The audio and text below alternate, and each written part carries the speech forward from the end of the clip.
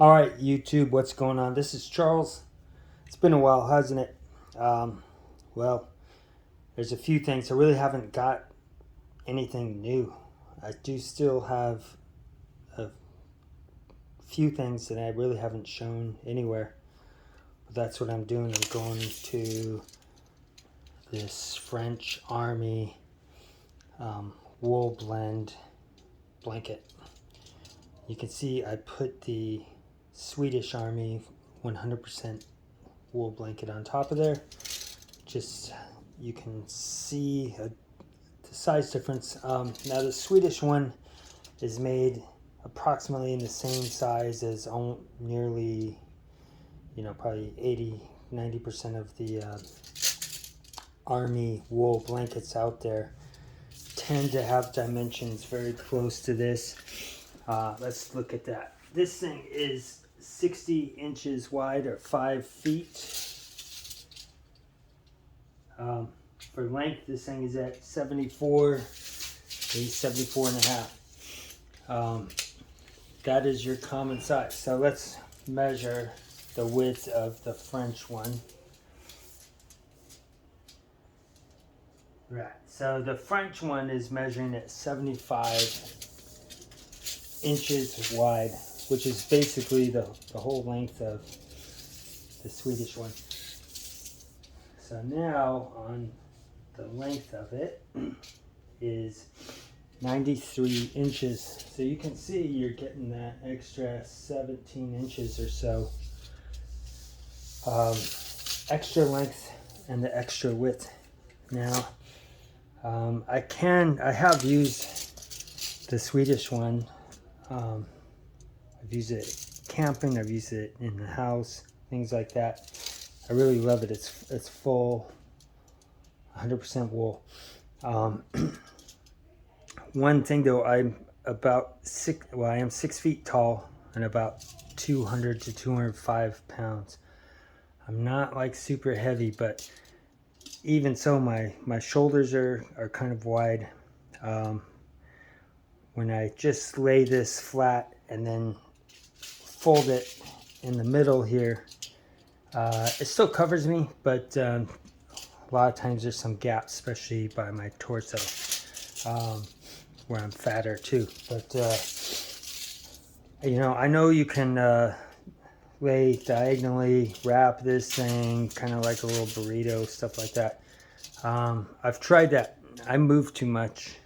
Even if I use a little clothespin or something like that to hold it, I just move around. I like that extra space. I can't do that. Maybe I'll demonstrate here real quick for you what I'm talking about. But I have been using the French one now for a couple months, and I really like it.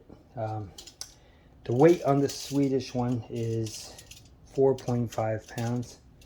The weight of the French one is 6, and maybe it's 6.5. And this thing is about 70 to 80% wool is my guesstimation. It is printed on the tag that it has some sort of artificial, but I don't know what it is and what the percentage is. Just having different blankets over the years, I'm gonna say it's 70 to 80. So let's take a look what I'm talking about with the Swedish blanket. So you can see I'm gonna lay on this thing and I'm gonna pull this thing over me. Okay. So from that angle, might be a little bit difficult to see, but you can see I'm wider up at the front. My stomach is fat there, right? You can see it'll drape down here. Also, the length of it, my head is over the end here, and you can see my feet sticking out here. This thing is still an awesome blanket, and I still use it, but sometimes, if I move around, this stuff comes off pretty easily.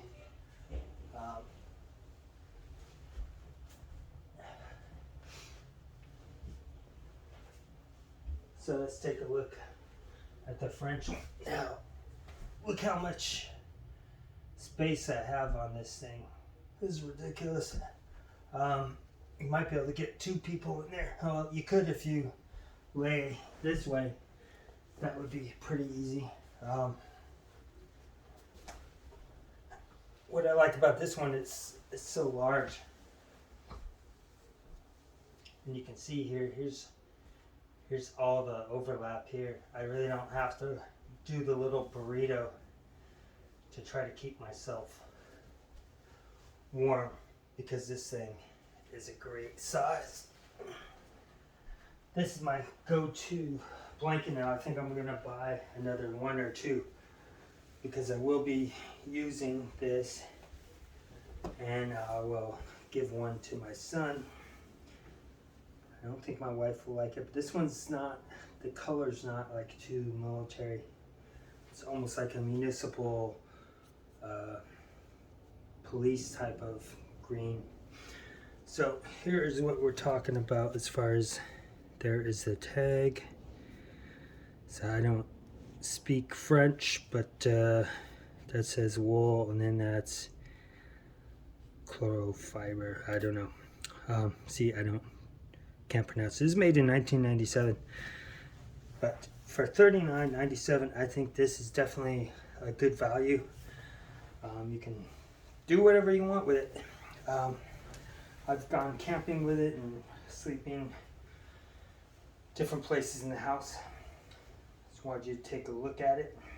If you have any comments or questions, just give me a call.